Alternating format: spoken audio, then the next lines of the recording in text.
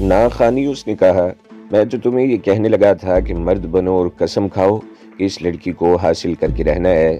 دیکھو یہ عورت ذات تمہاری محبت کی خاطر کیسی قربانی دے رہی ہے۔ اس نے جس دن اپنے خامند کو کہہ دیا کہ میں نے تمہیں دل سے قبول نہیں کیا، وہ اس لڑکی کی زندگی کا آخری دن ہوگا۔ اپنے علاقے کے لوگوں کو تم جانتے ہو، ذرا سی بات پر قتل اور خون خرابہ ہو جاتا ہے۔ ہاں حمید یار، میں نے کہا، یہ تو میں نے دیکھ لیا ہے کہ یہ لڑکی اپنی جان کی بازی لگا چکی ہے۔ مجھے بتاؤ میں کیا کروں؟ میں نے تو یہ سوچا ہے کہ واجدہ کے خامند اور باپ کو قتل کر دوں۔ قتل کرنا پڑے گا، حمید نے کہا، لیکن اس طرح کہ کسی کو پتہ نہ چلے قاتل کون ہے۔ اس کام کے لیے حوصلہ اور صبر چاہیے۔ اندھا دھند کوئی کارروائی نہیں کرنی۔ جو تم نے اپنے دل کو روگ لگا لیا ہے یہ چھوڑو۔ ہتھیلی پر سرسوں نہیں اگا کرتی۔ میں نے سب سے پہلے تو ایک انتقام لینا ہے، میں نے کہا۔ جس بدمعاش نے مجھے دھمکی دی تھی اسے نہیں چھوڑوں گا۔ اسے قتل نہیں کرنا، حمید نے کہا۔ اسے اتنا مارنا پیٹنا ہے کہ مرے بھی نہیں اور زخمی بھی نہ ہو، اور احتیاط یہ کرنی ہے کہ کوئی گواہ نہ ہو۔ پہلے یہ بتاؤ تم میں اتنی ہمت ہے بھی یا نہیں؟ یہ تم دیکھ لینا، میں نے کہا۔ اپنی زبان سے تمہیں یہی کہوں گا کہ میں بہت ہی دلیر اور شیر ہوں، لیکن تم نہیں مانو گے۔ کہو گے کہ ایک بدمعاش نے تمہیں دھمکی دی کہ اس شہر سے نکل جاؤ، اور تم بھاگ آئے۔ نہیں خانی، حمید نے کہا، میں تمہیں ایسا طعنہ نہیں دوں گا۔ میں خود تمہاری طرح ہی اپنے گاؤں سے نکلا ہوں، بلکہ یہ سمجھو نکالا گیا ہوں۔ تم جس طرح کہتے ہو کہ تم اس بدمعاش سے انتقام لوگے جس نے تمہیں دھمکیاں دی تھی، اس طرح میں نے بھی قسم کھا رکھی ہے کہ میں ان لوگوں سے انتقام لوں گا جنہوں نے مجھے گاؤں سے نکلوایا ہے۔ تمہیں تو واجدہ کے باپ نے ایک بدمعاش سے دھمکیاں دلوائی تھی، مجھے مارا پیٹا گیا تھا۔ میں نے بھی انتقام لینا ہے خانی۔ اس کی بات سن کر میں اپنی بات بھول گیا۔ اس سے پوچھا کہ وہ مجھے اپنا قصہ سنانا پسند کرے گا۔ کیوں نہیں خانی، اس نے کہا، تم نے اپنے راز مجھے دے دیے ہیں، میں اپنا راز تم سے نہیں چھپاؤں گا۔ یار یاروں کے کام آتے ہیں۔ ہو سکتا ہے ہم دونوں مل کر اپنے دشمنوں سے انتقام لیں۔ میں تمہیں بزدل تو نہیں سمجھتا۔ ہاتھ آئے حمید، میں نے ہاتھ اس کی طرف بڑھا کر کہا، میں نے کبھی قسم نہیں کھائی حمید بھائی۔ میں نے اس کے ہاتھ پر دوسرا ہاتھ رکھ کر کہا، آج اللہ کو حاضر ناظر جان کر قسم کھاتا ہوں کہ ہر حال میں اور ہر مشکل میں تمہاری مدد کروں گا، اور جان کی بازی بھی لگانی پڑی تو لگا دوں گا۔ اور میں بھی اللہ اور رسول صلی اللہ علیہ وآلہ وسلم کی قسم کھاتا ہوں۔ حمید نے اپنا دوسرا ہاتھ میرے ہاتھ پر رکھ کر کہا، تمہیں اپنا سگا بھائی سمجھتا ہوں۔ جہاں کہو گے، جس وقت کہو گے، جان دینے کے لیے حاضر ہو جاؤں گا۔ ہر مشکل میں مدد کروں گا۔ تمہارے دشمن کو اپنا دشمن سمجھوں گا۔ یہاں میں اپنی کہانی روک کر ایک بات کہنا ضروری سمجھتا ہوں۔ میں ان دنوں کی باتیں سنا رہا ہوں جس دور کا آج کل تصور بھی نہیں رہا۔ زمانہ اس طرح بدل گیا ہے جیسے زمین و آسمان اوپر نیچے ہو گئے ہوں۔ میں نے اور حمید نے ایک دوسرے کو حلفیہ بھائی بنا لیا تھا، اور ہم نے ایک دوسرے پر جان قربان کرنے کی قسم کھائی تھی۔ یہ کوئی عجیب یا جذباتی بات نہیں تھی، بلکہ یہ اس زمانے کا ایک رواج تھا کہ دو آدمی ایک دوسرے کو بھائی بنا لیتے تھے، اور وہ ساری عمر عملی طور پر بھائی بن کر رہتے تھے۔ اس طرح منہ بولے بھائی بننے کا ایک طریقہ اور بھی اختیار کیا جاتا تھا، جو یہ تھا کہ بھائی بننے والے دو آدمی اپنی پگڑیاں یا ٹوپیاں تبدیل کرتے تھے۔ یہ ایک باقاعدہ تقریب ہوتی تھی۔ چند ایک آدمیوں کو مدعو کیا جاتا تھا، ان کی خاطر تواضع کا انتظام ہوتا، اور پھر یہ دونوں آدمی اعلان کرتے تھے کہ وہ بھائی بن گئے ہیں۔ پھر دونوں اپنی اپنی پگڑیاں یا ٹوپیاں اتار کر ایک دوسرے کے سر پر رکھ دیتے تھے، اور اس کے بعد اس تقریب میں جو بزرگ ہوتا تھا وہ دعائے خیر کرتا اور محفل برخاست ہوتی تھی۔ اکثر لوگ، خصوصاً نوجوان، بغیر کسی تقریب، حلف یا قسم کے آپس میں بھائیوں جیسا پیار پیدا کر لیتے تھے، اور ایک دوسرے کے خاطر بڑی سے بڑی قربانی دینے سے گریز نہیں کرتے تھے۔ صرف مرد ہی نہیں بلکہ کوئی مرد اور عورت بھی منہ بولے بہن بھائی بن جاتے تھے، اور وہ ایک دوسرے کے ساتھ سگے بہن بھائیوں والا رویہ ہی رکھتے تھے۔ آج کی جدید فیشن زدہ سوسائٹی کے لوگ یقین نہیں کریں گے کہ منہ بولے بہن بھائی اگر تنہائی میں اکٹھے بیٹھے ہوئے ہوتے تو ان پر کوئی بھی آدمی شک نہیں کرتا تھا۔ آج کے مصنوعی خود غرض مفاد پرست اور مغرب کے کلچر کا لبادہ اوڑھے ہوئے معاشرے میں سگے بہن بھائی جیسے پاکیزہ رشتوں کو بھی کوئی سمجھ نہیں سکتا۔ لوگوں پر دو بھوت سوار ہو گئے ہیں، ایک یہ کہ زیادہ سے زیادہ دولت کماؤ، اور دوسرا بھوت جنسیت کا ہے کہ لڑکی اور کیا لڑکیاں دوستی لگانے کو جائز فیشن سمجھتے ہیں۔ امریکہ اور یورپ کی جنسی آزادی، جسے مغرب والے بڑے فخر سے سیکس لبرٹی کہتے ہیں، ہمارے ملک میں بھی رواج پا گئی ہے۔ یہ لعنت وی سی آر کی ہے۔ جس سے گھروں میں چھوٹے بڑے لڑکیاں اور لڑکے عریاں اور فحش فلمیں دیکھتے ہیں۔ VCR کے علاوہ اور بھی کئی عناصر ہیں جنہوں نے معاشرے کو شرم و حجاب اور خاندانی غیرت سے محروم کر دیا ہے۔ بے حیائی ہمارے کلچر میں شامل ہو گئی ہے، اور میں آج اپنے قصبے کو دیکھتا ہوں تو مجھے اپنی لڑک پن اور نوجوانی والا قصبہ یاد آتا ہے۔ اب تو یوں لگتا ہے جیسے میں اپنے قصبے میں اجنبی ہو گیا ہوں۔ ہر گھر کے دروازے پر ٹاٹ یا بوری کا پردہ لٹک رہا ہوتا ہے، جو نشانی ہوتی ہے کہ یہ مسلمانوں کا گھر ہے اور اس گھر کی خواتین پردہ نشین ہیں۔ اب سب پردے اٹھ گئے ہیں، میرا قصبہ شہر بن گیا ہے۔ ہر گھر میں ٹی وی اور ہر 10ویں گھر میں VCR ہے۔ ویڈیو فلموں کی دکانیں کھل گئی ہیں۔ میں لڑکیوں کو ویڈیو لے جاتے دیکھتا ہوں۔ میری نوجوانی کے وقتوں کی پردہ نشین خواتین کی بہو بیٹیوں اور پوتیوں دوتیوں کے سروں سے دوپٹے سرک کر کاندھوں اور سینوں پر آ گئے ہیں، بال کٹ گئے ہیں، لباس ایسے کہ ان کے جسم ملبوس ہوتے ہوئے بھی مستور نہیں لگتے۔ یہ لباس اور یہ جسم ہر قسم کو دیدار کی دعوت دیتے ہیں۔ ایک عملے یا ایک گاؤں کی لڑکی کو کوئی میلی آنکھ سے دیکھتا تھا تو سارا محلہ یا گاؤں مشتعل ہو کر مرنے مارنے پر اتر آتا تھا۔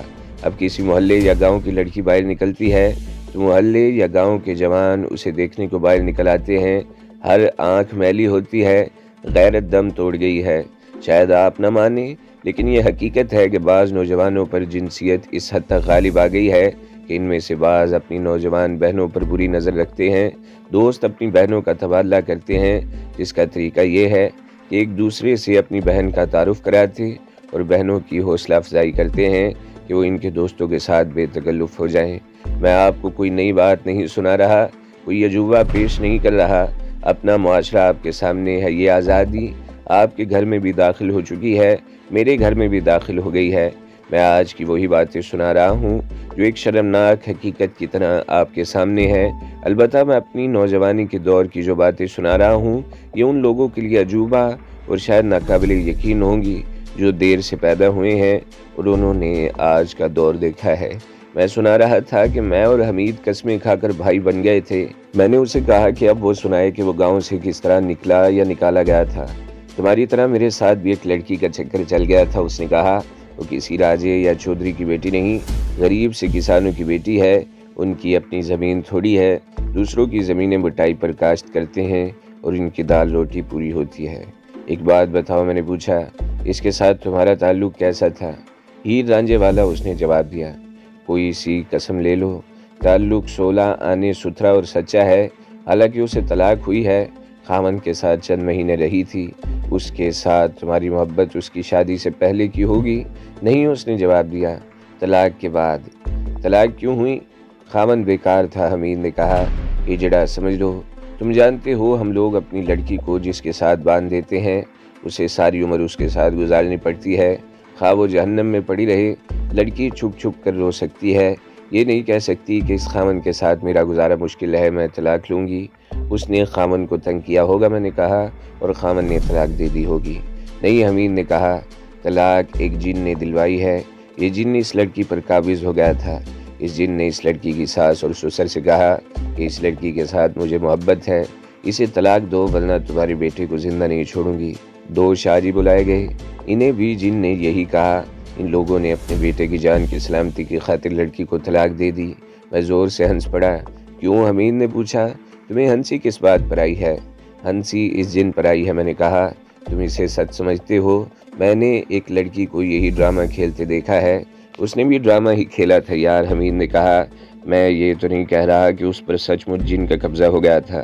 جن نکالنے والے کسی شاہ یا عامل کو بلایا گیا ہوگا، میں نے کہا۔ مجھے تو تم بات ہی نہیں کرنے دے رہے، حمید نے جھنجھلا کر کہا۔ یہ تمہارے شہر کی واردات ہے۔ اس وقت وہ تمہارے شہر میں تھی، اس کے سسر نے وہاں کسی کی زمین بٹائی پر لے رکھی تھی۔ یہ جن والا واقعہ ہو گیا اور پھر طلاق ہو گئی تو اس کے سسرال اتنے بددل ہوئے کہ زمین چھوڑ کر واپس گاؤں آ گئے۔ مجھے اپنا یہ ڈرامہ اسی لڑکی نے سنایا تھا۔ میں چونک پڑا۔ خیال آیا کہ حمید عائشہ کے میکے گاؤں کا رہنے والا ہے۔ اس لڑکی کا خاوند تحصیل میں ملازم تو نہیں؟ میں نے پوچھا۔ ہاں، حمید نے کہا، وہ تحصیل میں چپڑاسی یا ہرکارہ ہے۔ اس نے عائشہ کے خاوند کا نام لیا۔ پھر اس لڑکی کا نام عائشہ ہے، میں نے کہا۔ ان لوگوں نے ہماری زمینیں بٹائی پر لی تھی۔ یہ جن والا ڈرامہ میرے سامنے کھیلا گیا تھا۔ ہاں خانی، حمید نے کہا، اس کا نام عائشہ ہے۔ کیا تمہیں معلوم تھا کہ یہ لڑکی جن کا ڈھونگ رچا رہی ہے؟ میں فوراً چوکس ہو گیا۔ اچھا ہوا کہ حمید نے پہلے بتا دیا تھا کہ عائشہ سے وہ ہیر رانجھے جیسی پاک محبت کرتا ہے۔ میں اسے یہ بتا کر اس کے دل کو دکھ نہیں دینا چاہتا تھا۔ جس کے ساتھ وہ پاک محبت کرتا ہے اسے میں ناپاک کر چکا ہوں۔ میرے سامنے یہ مسئلہ بھی آ گیا کہ میں نے قسم کھا کر حمید کو بھائی بنایا تھا کہ میں اسے دھوکے میں رکھوں۔ یہ سوچ بھی آئی کہ اسے اصل بات بتا دی تو نہ جانے یہ کیا کر بیٹھے۔ وہ مجھ سے پوچھ رہا تھا کہ مجھے معلوم تھا کہ عائشہ جن کا ڈونگ رچا رہی ہے۔ میں نے بڑی تیزی سے سوچا اور دماغ میں جواب آ گیا، نہ حمید بھائی، میں نے کہا، مجھے شک تھا یہ ہمارے مظاہرے تھے، اس لیے میں عائشہ کو اس حالت میں دیکھنے گیا تھا۔ میں نے اس کے خامن کو بھی دیکھا تھا اور بہت ہی اچھی طرح دیکھا تھا۔ وہ عائشہ کے قابل تھا ہی نہیں، اس شخص کی بول چال اور انداز زنانہ سے تھے۔ عائشہ تندرست اور توانا لڑکی تھی، خوبصورت ہے۔ میں سمجھ گیا تھا کہ عائشہ اس خامن سے آزاد ہونے کے لیے ڈھونگ رچا رہی ہے۔ تم نے اس کے ساتھ کبھی باتیں کی تھی؟ حمید نے پوچھا۔ نہ یار، میں نے جھوٹ بولا، اس کے ساتھ بھلا میرا کیا تعلق تھا؟ تم اپنی سناؤ۔ میں نے اپنی طرف سے اس کی توجہ ہٹا دی، ویسے بھی اس کے دماغ پر عائشہ سوار تھی۔ میں اپنی کیا سناؤں خانی یار، حمید نے کہا، میں ایک چکر میں آ گیا ہوں، میں بھاگنا نہیں چاہتا۔ مشکل یہ ہے کہ میں اکیلا ہوں، میں نے انتقام لینا ہے۔ اپنے آپ کو اکیلا نہ سمجھو، میں نے کہا، کیا میں نے قسم نہیں کھائی کہ ہر حال میں اور ہر مشکل میں تمہارا ساتھ دوں گا؟ تم بات تو کرو۔ بات یہ ہے میرے بھائی، حمید نے کہا، عائشہ کو میں اس کی شادی سے پہلے بھی جانتا تھا اور یہ لڑکی مجھے اچھی لگتی ہے۔ ایک تو اس کی خوبصورتی دل کو کھینچتی ہے، دوسرا وہ ہنس مکھ ہے، اور اصل خوبی یہ کہ اس کا اخلاق اور چال چلن 16 آنے صاف اور اچھا ہے۔ ہماری تھوڑی سی زمین ہے جو کئی سالوں سے بٹائی پر عائشہ کے باپ کے پاس ہے۔ پھر تو عائشہ کے ساتھ تمہاری اچھی بات چیت ہوگی، میں نے کہا۔ نہیں خانی، اس نے کہا، میں یہ نہیں کہتا کہ میں شریف آدمی ہوں، لیکن عائشہ کو میں نے بری نظر سے کبھی نہیں دیکھا۔ کبھی کبھی ہمارے گھر آتی تھی، ایسے پتہ چلتا تھا جیسے گھر میں رونق آ گئی ہو۔ ہر بات ہنسی مذاق کے رنگ میں کرتی تھی اور مجھے اچھی لگتی تھی۔ میرے ساتھ بھی ہنسی مذاق کے رنگ میں ہی بات کرتی تھی۔ صاف پتہ چلتا تھا کہ نیت کی صاف لڑکی ہے۔ پھر اس کی شادی ہو گئی۔ شادی کے بعد 3-4 بار میں کے آئی، ہر بار ہمارے گھر آئی۔ میں نے دیکھا کہ اس کی شوخیاں ختم ہو گئی تھیں۔ ایک بار میں نے اسے اپنی بہن کے پاس بیٹھے دیکھا، اس کے آنسو بہہ رہے تھے۔ میں نے بے تکلفی سے پوچھا، کیا بات ہے عائشہ، گھر میں خیریت تو ہے؟ اس کے آنسو بہہ رہے تھے، لیکن اس کے ہونٹوں پر مسکراہٹ آ گئی اور بولی، سب ٹھیک ہیں۔ ویسے ہی دل کچھ اداس ہو گیا تھا۔ وہ چلی گئی تو میری بہن نے بتایا کہ خامن کی جان کو رو رہی ہے، اس سے بڑی زیادتی ہوئی ہے۔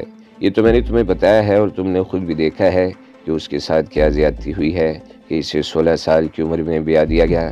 ابھی تو وہ پوری طرح جوان بھی نہیں ہوئی تھی، ابھی 1 سال بھی پورا نہیں ہوا تھا کہ وہ طلاق لے کر آ گئی، اور ساتھ ہی گاؤں میں یہ مشہور ہو گیا کہ عائشہ کو جنوں نے طلاق دلوائی ہے، اور یہ کہ اس پر ایک جن عاشق ہو گیا ہے۔ گاؤں کی عورتیں عائشہ کے گھر پر ٹوٹ پڑیں۔ یہ تو ہر کوئی مانتا تھا کہ کوئی جن کسی خوبصورت عورت سے دل لگا لیتا ہے اور کوئی چڑیل کسی آدمی پر عاشق ہو جاتی ہے۔ لوگوں کے لیے عائشہ عجوبہ بن گئی ہوگی، میں نے کہا۔ وہ حیرت سے اسے دیکھتے ہوں گے۔ کچھ حیرت سے، حمید نے کہا۔ وہ باہر نکلتی تھی تو گاؤں کے مرد اسے رک رک کر دیکھتے تھے۔ اس کے ماں باپ بہت پریشان تھے، جس کی وجہ یہ تھی کہ عائشہ ابھی نوجوانی کی عمر میں تھی۔ اس کی دوسری شادی فوراً ہو جانی چاہیے تھی، لیکن اب اسے کسی نے بھی قبول نہیں کرنا تھا، کیونکہ سب اس جن سے ڈرتے تھے جس نے عائشہ کو اپنی محبوبہ بنا لیا تھا۔ اس پر اب جن تو نہیں آتا تھا، لیکن اس کے باپ نے سوچا کہ اسے کسی عامل اور پیر کے پاس لے جایا جائے اور کہا جائے کہ اس جن سے عائشہ کو آزاد کرا دیا جائے۔ ہمارے گاؤں کے ساتھ ہی بالکل چھوٹا سا ایک گاؤں ہے، وہاں ایک شاہ رہتا ہے۔ وہ کوئی بڑا پیر تو نہیں، لیکن ہمارا پورا گاؤں اسے پیر مانتا ہے، اور ارد گرد قریب کے گاؤں بھی اس کے اثر کے نیچے ہیں۔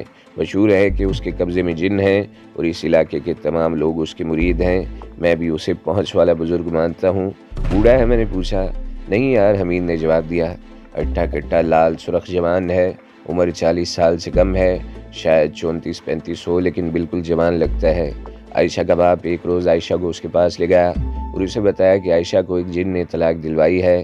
اب اس پر جن تو نہیں آتا، لیکن ڈر ہے کہ لڑکی کی شادی کر دی تو پھر جن اس پر سوار ہو جائے گا اور دوسرے خامن کو ڈرا کر طلاق دلوا دے گا۔ شاہ جی نے بہت کوشش کی کہ جن حاضر ہو، لیکن جن حاضر نہ ہوا۔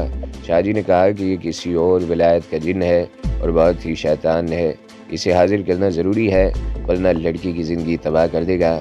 شاہ جی نے کہا کہ وہ لڑکی کو ایک رات اپنے پاس رکھے گا اور جنوں کے سردار کو حاضر کر کے اس جن کا بندوبست کرے گا۔ مجھے تو ان باتوں کا علم ہی نہیں تھا، میں دوسرے لوگوں کی طرح اس کو سچ سمجھ رہا تھا کہ عائشہ کو جن نے طلاق دلوائی ہے۔ مجھے اصل بات کا علم اس طرح ہوا کہ ایک روز میں قبرستان میں خانقاہ پر سلام اور فاتحہ کے لیے گیا۔ میں ہر جمعرات کی شام وہاں جایا کرتا تھا۔ اس خانقاہ کا راستہ مجھے ایک بزرگ نے دکھایا تھا۔ میں نے 2 جمعرات عائشہ کو خانقاہ میں دیا جلانے کے لیے جاتے دیکھا۔ تیسری جمعرات وہ خانقاہ میں دیا جلا رہی تھی اور میں خانقاہ میں داخل ہوا۔ اس وقت خانقاہ کے اندر اور کوئی نہیں تھا۔ حمید کے ساتھ عائشہ کی جو گفتگو ہوئی وہ حمید نے اس طرح سنائی: میں تمہارے لیے یہاں رکی ہوئی ہوں۔ عائشہ نے حمید سے کہا: پھر ایک بات سنو گے؟ یہیں سن لو۔ عائشہ نے کہا: یہاں کوئی شک نہیں کرے گا۔ میں نے بدکاری اور بدماشی کی کوئی بات نہیں کرنی۔ یہاں بات کروں گی تو ہو سکتا ہے یہ جو بزرگ اس خانقاہ میں دفن ہے ہماری مدد کریں۔ مجھے اس درگاہ پر بھروسہ اور یقین ہے، اگر کوئی آ گیا تو باہر نکل چلیں گے۔ بات کرو، حمید نے کہا۔ عائشہ نے اسے بتایا کہ اس کی ماں باپ اسے شاجی کے پاس لے گئے تھے اور کہا تھا کہ جس جن نے اس کے سسرال کو دھمکی دے کر طلاق دلوائی تھی وہ اس سے کہیں بھی شادی نہیں ہونے دے گا۔ اس جن سے نجات دلا دیں اور یہ جن جو صدقہ یا نذرانہ مانگے گا وہ دے دیں گے۔ پتہ نہیں تم سمجھ سکو گے یا نہیں۔ عائشہ نے کہا: میں سب لوگوں کی طرح اس شاجی کو مانتی تھی کہ پہنچ والے بزرگ ہیں، ان کے ہاتھ میں اتنی طاقت ہے کہ جن اور چڑیلے بھی انہیں اپنا پیر و مرشد مانتی ہیں۔ لیکن حمید، میں جاہل دیہاتن ضرور ہوں لیکن خدا نے عقل تو دی ہے۔ اس شاجی نے جن نظروں سے مجھے دیکھا، ان نظروں میں بزرگی نہیں تھی، شیطان مجھے گور رہا تھا۔ میرے ماں باپ کو باہر نکال کر شاجی نے مجھے اپنی پہلوانوں جیسے بازوؤں کی لپیٹ میں لے کر اپنے قریب کر لیا۔ میری آنکھوں کو اپنی انگلیوں سے کھول کر آنکھوں میں اس طرح دیکھنے لگا کہ اس کا منہ میرے منہ کے قریب آتا گیا اور اس کا منہ میرے منہ کے ساتھ لگ گیا۔ میں نے اپنا منہ پیچھے کر لیا۔ شاجی نے کہا: اب پیچھے ہٹ کر کہاں جاؤ گے؟ مردود، ہم نے تمہیں پہچان لیا ہے۔ ہماری مریدنی کی زندگی برباد کر کے تو جائے گا کہاں؟ جلا کر راکھ کر دوں گا۔ اس نے پھر مجھے اپنے قریب کیا تو میں سرک کر پیچھے ہو گئی۔ شاجی نے کہا: عائشہ بی بی، آج رات میں تمہیں اپنے پاس رکھوں گا۔ یہ ایک شیطان جن ہے۔ کوئی جن ایسا نکل آتا ہے کہ اپنی پیغمبر حضرت سلیمان علیہ السلام کو ماننے کے بجائے شیطان کا چیلا بن جاتا ہے۔ ایسا جن بہت ہی خطرناک ہوتا ہے۔ یہ جن تمہیں کسی کی بیوی نہیں بننے دے گا۔ کچھ دنوں بعد یہ خود تمہارا خاوند بن جائے گا اور تمہارے جسم کا وہی حال ہو جائے گا جو دیمک لکڑی کا کر دیتی ہے۔ اس نے میرے ماں باپ کو اندر بلایا اور انہیں بھی بہت ڈرایا اور ایسی ننگی اور بے شرمی کی باتیں کی جو میں اپنی زبان پر نہیں لا سکتی۔ اس نے میرے ماں باپ کو بہت ہی غصہ اور رعب سے کہا کہ اپنی بیٹی کی خیر چاہتے ہو تو لڑکی کو آج رات میرے پاس چھوڑ جانا۔ میں نے گھر آ کر اپنے ماں باپ سے کہا کہ میں رات شاجی کے گھر نہیں جاؤں گی۔ میرے باپ نے میرے منہ پر تھپڑ مار کر کہا: تو شاجی کی حکم عدولی کرتی ہے، وہ اللہ والے ہیں اور تو نہ جانے کیا سوچ کر ان کی بے ادبی کر رہی ہے۔ انہوں نے اس جن کو پہچان لیا ہے اور آج رات وہ اسے حاضر کریں گے۔ حمید حیران تھا کہ عائشہ اتنی پہنچ والے شاجی کا حکم نہیں مان رہی تھی اور اس کے دل میں اس جن کا ذرا سا بھی ڈر اور خوف نہیں تھا۔ اتنے میں دو عورتیں خانقاہ میں داخل ہوئیں۔ حمید نے فاتحہ کے لیے ہاتھ اٹھا لیے اور عائشہ نے دیا جلا لیا۔ پھر عائشہ اس کے قریب بیٹھ گئی اور فاتحہ کے لیے ہاتھ اٹھا دیے۔ حمید اٹھ کر باہر نکل گیا۔ عورتیں دیا جلا کر چلی گئیں۔ سورج غروب ہو رہا تھا۔ حمید قبرستان سے نکل کر فصل کی اوٹ میں چلا گیا۔ کچھ دیر بعد عائشہ باہر نکلی اور ادھر ادھر دیکھ کر حمید کے پیچھے چلی گئی۔ وہ ایک جگہ بیٹھ گئے۔ رات کو مجھے مجبور کر دیا گیا کہ میں شاجی کے گھر جاؤں۔ عائشہ نے حمید کو سنایا۔ وہ مجھے ایک کمرے میں لے گیا۔ اس نے شراب کی بوتل نکالی، 2 گلاسوں میں تھوڑی تھوڑی شراب ڈالی، پھر گلاسوں میں سوڈے کی بوتل ڈالی۔ ایک گلاس میرے آگے کر کے بولا: یہ پی جاؤ، پھر دیکھنا جن کس طرح حاضر ہوتا ہے۔ میں اتنی سیدھی اور بے عقل تو نہیں کہ شراب کی بوتل اور اس کی بدبو کو نہ پہچان سکتی۔ میں نے شراب پینے سے انکار کر دیا۔ میں عائشہ کی اس بات کو جو اس نے حمید کو سنائی تھی ذرا مختصر کر دیتا ہوں۔ شاہ جی نے اپنے آپ پر کشف کی کیفیت طاری کر کے عائشہ کو متاثر کرنے کی بہت کوشش کی۔ اسے جن سے ڈرایا اور کہا کہ جن تمہارے وجود میں موجود ہے اسے حاضر کرنا ضروری ہے۔ میں یہ شراب تمہیں نہیں پلا رہا۔ شاہ جی نے آخر یہ کہا: یہ میں اس شیطان جن کو پلا رہا ہوں۔ شراب جائے گی تمہارے منہ میں لیکن اس کا نشہ جن کو ہوگا، پھر یہ باہر نکل آئے گا اور میں تمہارے سامنے اسے زندہ جلاؤں گا۔